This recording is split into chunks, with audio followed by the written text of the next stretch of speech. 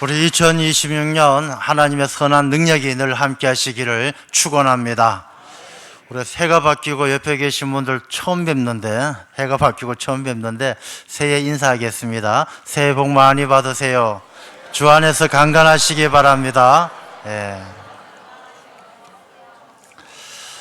새해 복 많이 받으세요 라고 인사했는데 어떻게 하면 복을 많이 받을 수 있을까? 오늘 제가 그 비결을 말씀해 드리려고 합니다. 우리 2026년 표가 무엇입니까? 같이 한번 읽어보겠습니다. 영혼이 잘됨 같이 범사가 잘되고 강건한 교회. 우리 영혼이 잘되고 영혼이 잘됨 같이 범사가 잘되고 강건한 교회. 이 교회는 성도들이 교회죠. 우리 모든 성도님 한 사람 한 사람이 영혼이 잘되고 그 영혼이 잘됨 같이 범사가 잘되고 강건할 때 우리 교회가 그런 아름다운 공동체가 될 줄로 믿습니다. 자, 이 말씀은 사도 요한이, 오늘 요한 3서인데 사도 요한이 가이오에게 보낸 서신에 들어있는 말씀의 내용입니다. 사도 요한은 예수님의 12 제자 가운데 가장 늦게 돌아가신 분이에요. 이분은 12 제자 가운데 다 순교했지만은 유일하게 순교하지 않았던 분이 바로 사도 요한입니다. 요한 3서 이 말씀을 쓴 때는 가장 나이가 90세가 넘었을 때입니다. 사도 요한은 반모섬에 유배 갔다 돌아와서 이제 에베소 교회에서 목회를 오랫동안 하면서 많은 제자들을 길러내었습니다. 그 제자 가운데는 기쁨을 주는 사람도 있었고 아픔을 주는 사람도 있었습니다. 그 중에 오늘 본문에 나오는 이 사랑하는 자는 가이오를 이야기하죠. 1절에 보면 장로인 나는 사랑하는 가이오 곧 내가 참으로 사랑하는 자에게 편지하노라. 가이오에게 편지를 하면서 고백한 사랑의 고백입니다. 내가 너를 얼마나 사랑하는지, 너 영혼이 잘됨 같이 범사가 잘되고 강건하기를 축복한다. 그런 기도의 문구가 이 서신 속에 담겨져 있는 것이죠. 근데 저는 이 본문의 말씀을 보면서 사도 요한이 가이오를 얼마나 사랑하는지, 사랑하는 가이오, 참으로 사랑하는 자, 사랑하는 자요, 이 사랑이라는 말을 계속 반복해서 쓰고 있다는 것이죠. 저는 우리가 2026년 이 사랑을 고백할 수 있는 사람이 되었으면 너무너무 좋겠어요. 사랑은 입에 담고 있으면 무기력해요. 사랑을 고백하면 이 사랑은 너무 엄청난 힘이 있는 것입니다. 여러분들 이 연말 연시를 보내면서 아마 많은 사람들이 카톡이나 문자로 인사를 주고받았을 거예요. 한 해 동안 베풀어 주신 사랑에 감사합니다 하고 사진도 보내면서 카드를 보내면서 다 이렇게 인사를 나누었을 겁니다. 근데 한번 가만히 생각해 보면 정작 가장 가까운 사람에게 사랑을 고백하지 못하고 감사함을 고백하지 못하고 있는 것은 아닌가, 그런 생각을 한번 해봅니다. 여러분들 남편에게, 아내에게 그렇게 다른 사람들한테는 다 세계 인사를 하면서 사랑합니다, 감사합니다 인사하는데 정말 너무너무 소중한 내 아내와 내 남편에겐 그런 고백을 해보셨습니까? 저는 오늘 제 아내가 저한테 그런 문자를 보내왔어요. 너무너무 행복하더라고요. 여러분, 사랑은 표현하면 사람을 행복하게 만들고 사람을 죽어가는 사람도 살리는 게 사랑이에요. 그걸 고백할 줄 알아야 됩니다. 사람의 말이라는 게 얼마나 무서운 힘이 있습니까? 사람의 말이 씨가 되고 말하는 대로 된다라고 이야기하지 않습니까? 만약에 오늘 제가 여러분 예배를 마치고 나가는 동안에 장로님 중에 한 분이 저한테 목사님 어디 편찮아 보이십니다. 권사님 중에 두 분이 목사님 어디 아프세요? 안색이 안 좋습니다. 집사님 중에 한 3분이 목사님 병원 한번 가보셔야 되겠네요 라고 말하면 전 아마 내일 병원에 누워 있을 겁니다. 이 사람의 말이라는 게 그렇잖아요. 한 10명한테 아파 보이십니다, 병원 가보셔야 되겠습니다, 뭔가 좀 문제 있어 보입니다 라고 이야기를 들으면 멀쩡한 사람도 다음날 병원에 가 누워 있는 거예요. 말이 얼마나 무섭습니까? 말을 잘못하면 죽이는 말도 되지만 말을 잘하면 살리는 능력이 있는 게 말이에요. 그래서 여러분들 2026년은 사랑도 고백하고 좋은 말로 서로를 새해 복 많이 받으세요 이렇게 말해놓고 돌아서 할 건 저 인간 꼴도 보기 싫어 이러면 그게 어떻게 되겠습니까? 새해 복 많이 받으세요 라고 말했으면 말에 대한 책임을 져야죠. 저 사람 복 많이 받으라고 내가 빌어줬으니까 1년 내내 그 사람이 복 받을 수 있도록 기도해 주고 사랑한다고 고백해 주고 격려해 줄 수 있는 그런 지혜로운 사람이 되어야 할 줄로 믿습니다. 그런 사람을 하나님이 복 주셔요. 성경 말씀에 보면 아브라함에게 너가 복을 빌어주면 너가 복을 받고 너가 저주하면 너가 저주받는다고 그랬어요. 우리가 복 빌어주는 사람이 되면 하나님께서 우리를 축복하실 줄로 믿습니다. 자, 그런데 오늘 본문의 말씀에 사랑하는 자여 내 영혼이 잘됨 같이 내가 범사에 잘되고 강건하기를 내가 간구하노라. 사랑하는 자여, 이 말을 잘 생각해야 돼요. 사랑도 고백하고 사랑도 격려하지만 우리가 무엇보다 중요한 것이 사랑받을 만한 사람이 돼야 한다는 사실을 잘 생각해야 돼요. 자기가 행동하는 거나 말하는 거나 사랑받을 자격이 전혀 없는 사람이 사랑받고 싶어 한다면 그건 욕심에 지나지 않는 것이죠. 하나님은 모든 사람을 다 사랑하지만 똑같이 사랑하는 것은 아니에요. 저 사람은 불쌍해서 사랑하는 사람도 있고, 저 사람은 기특해서 사랑하는 사람도 있고, 저 사람은 보기만 해도 기분이 좋아서 사랑하는 사람이 있는 것이죠. 여러분들 다 그렇지 않겠습니까? 저 사람은 보기만 해도 너무 기분 좋은 사람이 있고, 저 사람이 저쯤에서 오면 돌아가고 싶은 사람도 있는 거예요. 사랑받는 자가 돼야 되는 것이죠. 하나님께서 말라기서 1장에 보면 이렇게 말씀하셔요. 에서가 야곱의 형이 아니냐. 에서하고 야곱은 쌍둥이에요. 같이 태어났고 같은 부모 밑에서 자랐고 같이 부모가 똑같은 쌍둥이에요. 근데 하나님께서 뭐라고 말씀하시느냐면 내가 에서를 미워하였고 에서의 땅을 다 황폐하게 만들 것이다. 그렇게 말씀하셔요. 나는 야곱을 사랑하고 에서를 미워한다라고 이야기를 하는 것이죠. 여러분, 하나님은 왜 에서를 미워했을까요? 에서가 하나님을 막 대적하고 하나님을 욕하고 그랬습니까? 여러분, 에서가 하나님께 미움을 받았고 야곱이 하나님께 사랑받은 이유를 가만히 생각해 보면 딱 하나밖에 없어요. 무엇 때문이냐? 하나님하고 관계 때문이에요.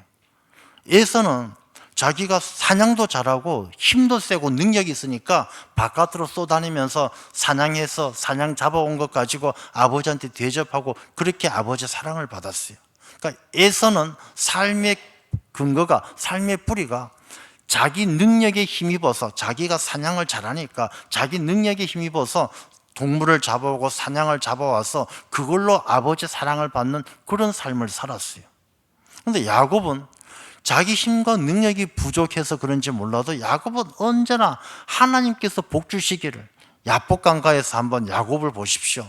허벅지 뼈가 부러질지언정 하나님을 붙드는 손을 놓지 않고 하나님만 붙들었어요. 바로 그 차이죠.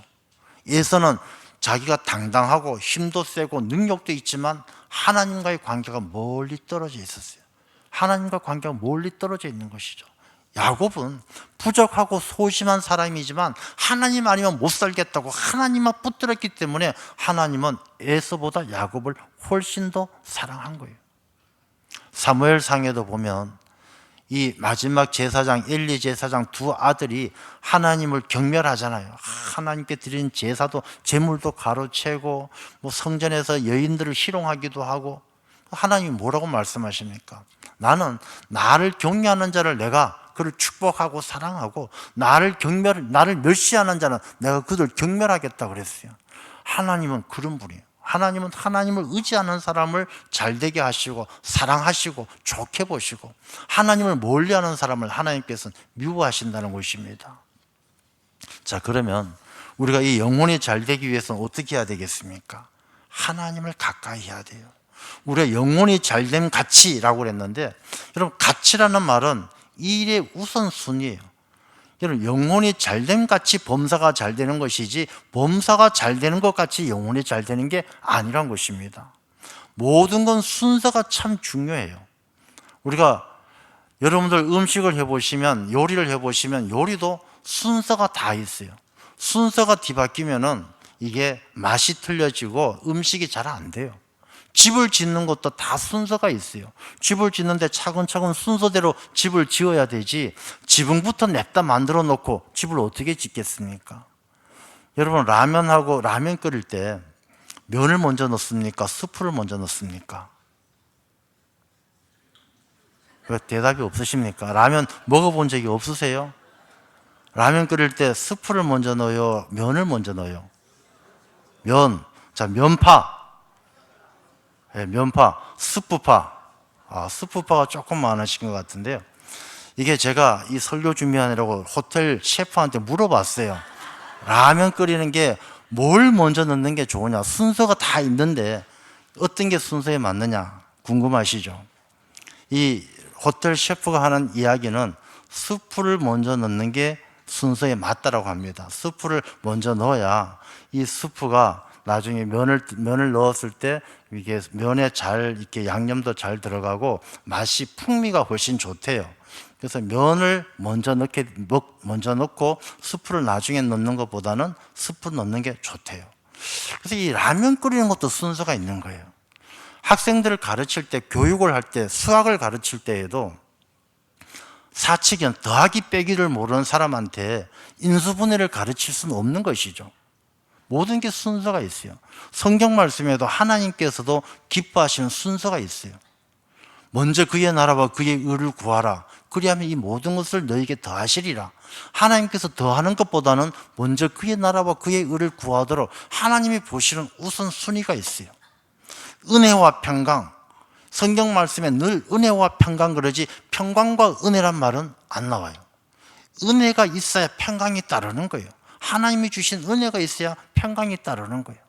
너희들 제물을 드리려고 제단에 제물을 드리기 전에 형제들하고 다툰 사람은 먼저 가서 형제들과 화해하고 와서 예배를 드려라. 제물을 드려라. 하나님 보시기에는 화해하는 게 먼저예요. 하나님 보시는 게 다 우선순위가 있는 것이죠. 하나님께서 우리가 새해 복 많이 받으세요 인사했는데 우리는 복 주고 싶은데 복 줄 방법을 몰라요. 그럼 하나님은 우리에게 그 비밀을 알려주시는데 복 받고 싶으면 범사가 잘 되고 강건한 것만큼 큰 복이 어디 있겠습니까? 그런 복을 받으려면 우선순위가 너희 영혼이 먼저 잘 돼야 한다는 것입니다. 근데 그 영혼이 잘 된다는 게 뭘까? 말씀드린 것처럼 야곱과 에서의 이야기를 통해서 보듯이 내가 사냥꾼처럼 능력 있고 세상에 나가서 돈 잘 벌고 힘 있고 이게 영혼이 잘 되는 것이 아니란 것입니다. 영혼이 잘됨 같이 그 영혼이 잘 되면 하나님과 깊은 관계, 하나님과의 친밀한 관계를 가는 것이 영혼이 잘됨인 줄로 믿습니다. 그래서 하나님과 친하고 가까운 사람이 하나님께서 복되게 하시는 거예요. 사람의 영혼은 하나님께서 사람을 창조하실 때 흙으로 빚으시고 생기를 불어넣어 주시니 사람이 생명이 된지라. 사람은 영혼이 없더라면 그 사람은 흙덩이하고 다를 바가 없어요. 그래서 우리가 장례를 치를 때 보면 영혼이 떠나고 나면 그 나머지 남은 육신은 다 흙 취급해요. 그냥 불에 태워버리고 땅에 묻어버리고 흙하고 똑같이 취급하는 거예요. 영혼이 없는 육신은 의미가 없는 것이죠. 그래서 그 영혼이 있기 때문에 사람은 생명, 영적 존재가 된 거예요. 그래서 우리가 이 영혼은 하나님께서 우리에게 주신 영적 존재로 주신 이유가 뭐냐? 하나님과 교통하고 하나님하고 깊은 관계를 가지게 하기 위해서 우리에게 영혼을 주신 거예요. 그래서 그 영혼이 있어야 우리가 하나님하고 교통하는 것인데 그 영혼이 하나님과 가까워지면 가까워질수록 그 사람은 능력이 있는 삶이 되는 것이죠. 우리가 영혼은 눈에 보이지 않아요. 육신은 보이지만. 그래서 나무를 생각해 보시면 이해하기 쉬워요. 나무가 있는데 이 나무의 땅 밑에 보이지 않는 뿌리가 사람에겐 영혼과 같은 역할을 하는 거예요. 그 나무가 좋은 나무가 되기 위해서는 뿌리가 건강해야 돼요. 뿌리를 통해서 받아들이는 영양분과 수분이 있어야 그 나무가 사는 거예요. 그 나무가 열매를 맺는 거예요. 근데 뿌리가 죽어버리면 나무가 아무리 덩치 큰 고목이라 할지라도 뿌리가 죽어버리면 누가 와서 툭 치면 그냥 꽈당 넘어지고 마는 것이죠. 사람의 인생도 마찬가지예요. 우리가 하나님과 깊은 관계 속에서 내 영혼이 건강하지 않으면 그 사람의 인생이 아무리 대단해 보여도 세상적인 성공을 하고 세상적인 대단한 능력을 가지고 있어도 조금만 누가 툭 건들면 꽈당 넘어지는 거예요. 여러분 가끔씩 그런 뉴스 듣잖아요. 어떤 국회의원 뭔가 안 좋은 사건 터졌는데 그 다음날 시체로 발견되었다더라. 뭐 심지어 대통령까지도 목숨을 잃어버리는 그런 일들 주변에서 보잖아요. 왜 그렇겠습니까? 그 영혼이 잘된 같이 영혼이 잘되지 못했기 때문에 쓰러지고 넘어지는 거예요.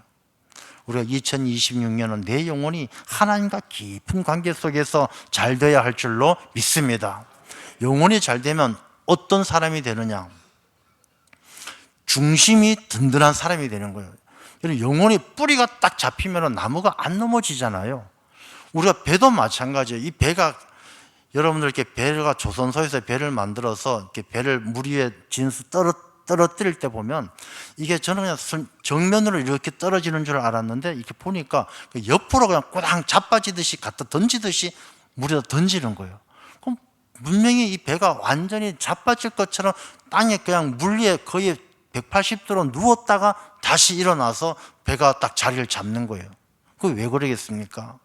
이 배의 수면 밑에 보이지 않는 그 용골이라는 곳에 무게중심이 딱 있기 때문에 배가 자빠지지 않고 배가 물 위에 딱 뜨는 거예요.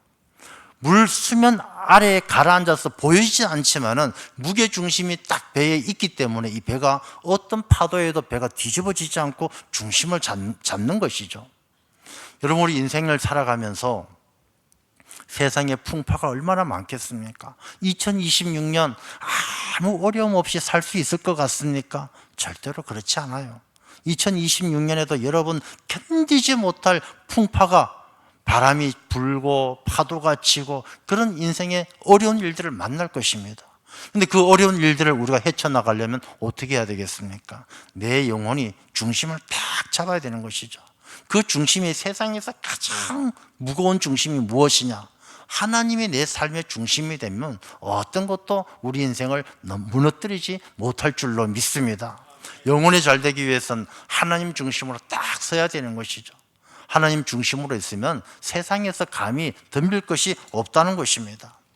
영혼이 잘 되는 사람은, 하나님 중심으로 딱 서 있는 사람은 담대해져요. 까짓것. 하나님이 나와 함께 하시는데 까짓것 뭐가 걱정이냐? 담대한 사람 앞에는 이 사람들이 다 도망가게 되어져 있어요. 골리앗과 다윗이 싸우잖아요. 골리앗과 다윗이 싸웠는데 다윗이 이긴 이유가 물맷돌 때문에 이긴 게 아니에요. 다윗이 힘이 세서 이긴 게 아니에요. 다윗이 담대했기 때문에 이기는 거예요. 하나님의 이름으로 나가는 사람, 다윗의 중심은 하나님에게 있기 때문에 여호와를 멸시하는 너 가만 안 두겠다. 내가 하나님의 이름으로 내가 나아간다. 하나님이 그 마음의 중심에 있기 때문에 담대함으로 나올 땐 꼼짝 못하는 거예요. 가끔씩 동물의 왕국 보면은 이게 고양이하고 쥐가 싸우는데 늘 고양이가 이기는데 고양이가 못 이기는 쥐도 있어요. 어떤 쥐냐? 눈에 보이지 않는 쥐가 그냥 담대해가지고 고양이고 뭐고 다 덤벼라 하고 덤벼들는 쥐한테는 고양이가 도망가더라고요. 이게 아무리 사람이 연약해 보여도 하나님 중심으로 담대한 사람은 어떤 시련도 이겨내게 될 줄로 믿습니다. 하나님이 중심에 있는 사람은 굉장히 지혜로워요. 솔로몬도 보세요. 하나님께서 너 소원하는 거 다 들어줄게. 이 솔로몬은 하나님을 믿는 믿음이, 마음의 중심이 하나님에게 있었기 때문에 지혜를 구하잖아요. 그러니까 지혜를 구하는 사람에게 하나님께서 다 주시잖아요. 하나님 중심으로 사는 사람은 담대할 뿐만 아니라 지혜가 있어요. 그럼 지혜라는 것은 뭐냐? 이름의 지혜, 안지혜 건설 얘기하는 것이 아니라 지혜라는 것은 분별력이에요. 분별력. 하나님이 기뻐하느냐, 하나님께서 기뻐하시느냐, 기뻐하지 않으시냐를 아는 것이 지혜예요. 세상에 여러 가지 지식을 많이 아는 게 지혜가 아니에요. 정말 지혜는 하나님께서 기뻐하는 일인지 기뻐하지 않는 일인지를 분별할 줄 알면 그 사람이 지혜로운 사람이에요. 그 사람이 축복받는 사람이고 그 사람이 하나님께서 복 주시는 사람이에요. 그래서 우리가 영혼이 잘 된다는 것은 하나님과 가까이 지내는 사람인데, 하나님과 늘 영적 교통을 하고 하나님과 가깝게 지내는 사람인데 그 사람은 하나님 중심이고, 하나님 중심인 그 사람은 담대해지고 지혜가 있기 때문에 하나님께서 그 사람의 삶을 그냥 복되지 않게 할 수가 없는 거예요. 대표적인 인물이 누구냐? 요셉이. 여러분, 요셉 창세기를 읽어보면 요셉이 형한테 팔려가고 보디발의 집에서 노예로 살다가 누명을 쓰고 죄수로 살고 죄수로 갔다가 나중에 애굽의 총리가 되잖아요. 근데 그 말씀을 읽어보면 보디발의 집에 있을 때도 죄수 생활할 때도 늘 같이 나오는 말이 하나님께서 함께 하시니 형통하였더라. 그렇게 요셉을 이야기하는 것이죠. 하나님과 함께 한다는 것이 뭐냐? 하나님과 가깝게 지낸다는 거죠. 하나님과 가깝게 지낸다는 것이 그 영혼이 잘 되는 거예요. 하나님과 가까이 하니까 하나님께서 보호해 주시고 지혜도 주시고 능력도 주셔서 하나님과 함께하는 사람이 바로 영혼이 잘 되는 것이고, 그 영혼이 잘 되니까 하나님께서 요셉에게 범사가 잘 되게 하고 강건하게 해서 요셉이 애굽의 총리가 되어서 얼마나 귀하게 쓰임 받습니까? 영혼이 잘 될 때에 하나님께서 범사가 잘 되고 강건할 수 있도록 은혜 주실 줄로 믿습니다. 자, 그러면 여기에서 우리가 하나님과 가깝게, 영혼이 잘 되기 위해서 하나님과 가깝게 지내기 위해서는 그럼 어떻게 해야 되느냐?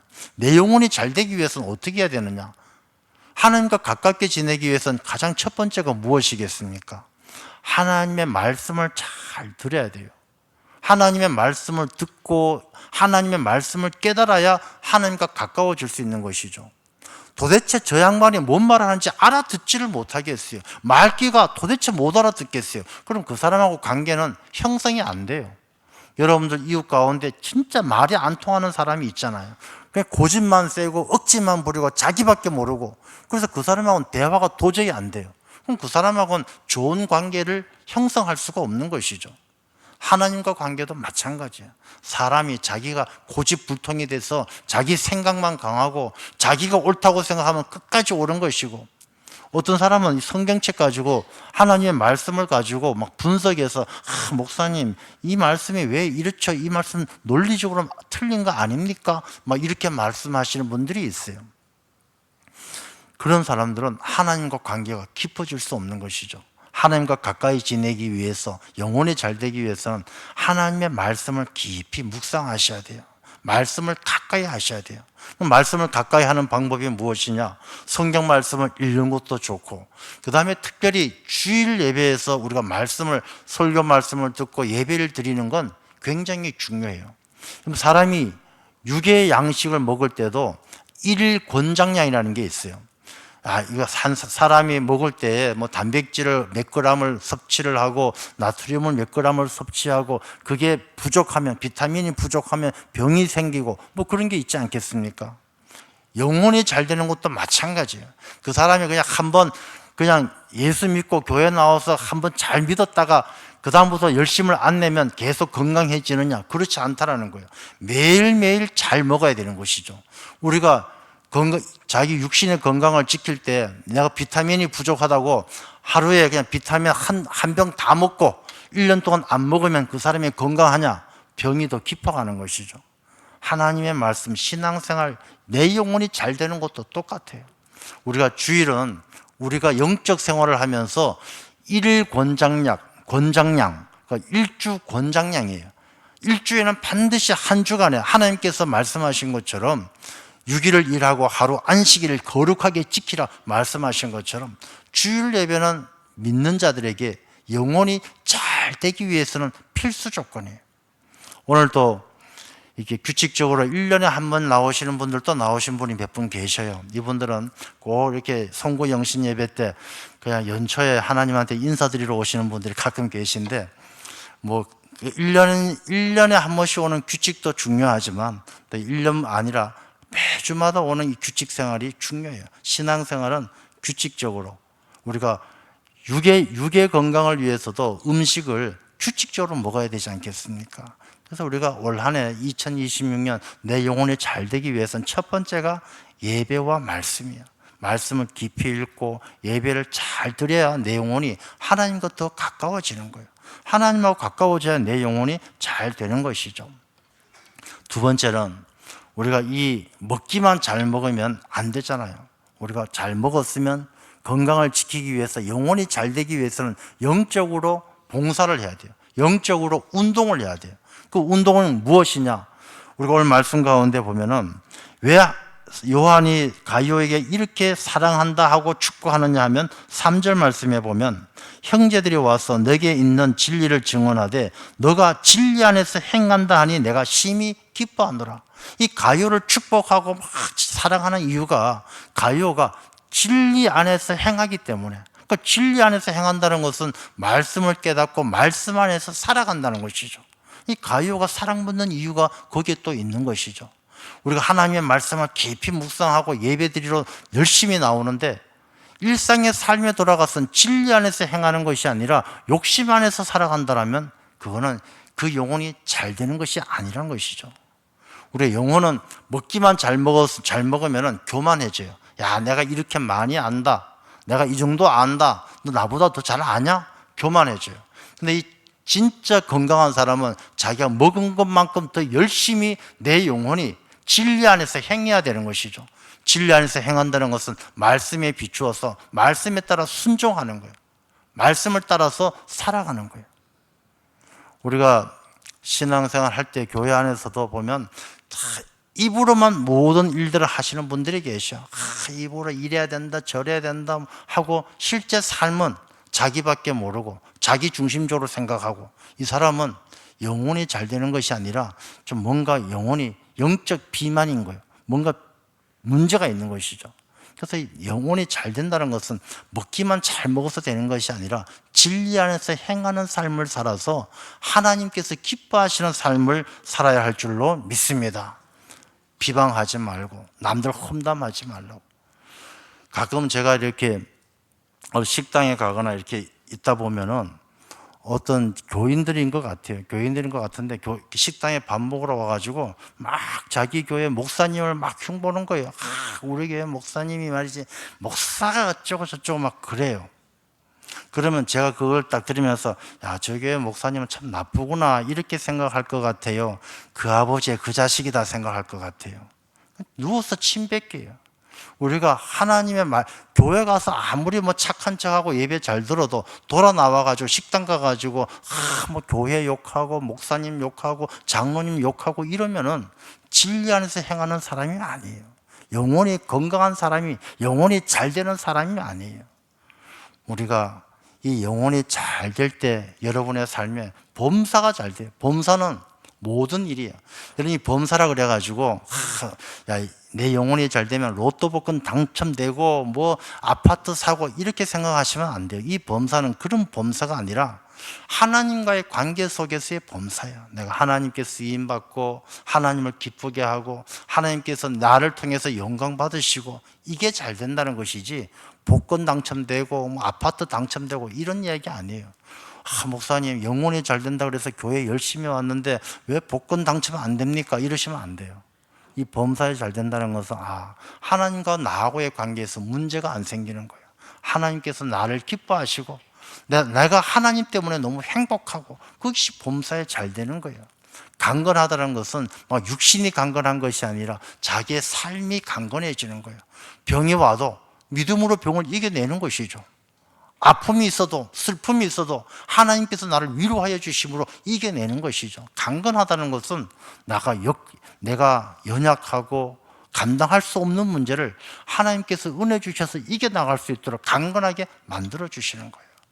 그래서 우리가 올 한 해는 영혼이 잘됨 같이 하나님하고 나하고의 모든 관계 속에서 하나님의 기쁨이 되는 삶을 사는 것이고, 어떤 시련과 역경이 찾아와도 선한 능력으로 하나님께서 내게 주시는 능력으로 강건하게 이겨나가서 마침내 요셉이 존귀한 애굽의 총리로 귀하게 쓰임받은 것처럼 여러분의 삶이 하나님께 존귀한 자로 쓰임받기를 주님의 이름으로 축원합니다.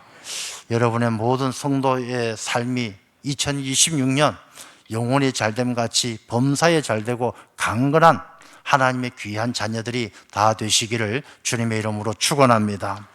하나님 아버지 감사합니다.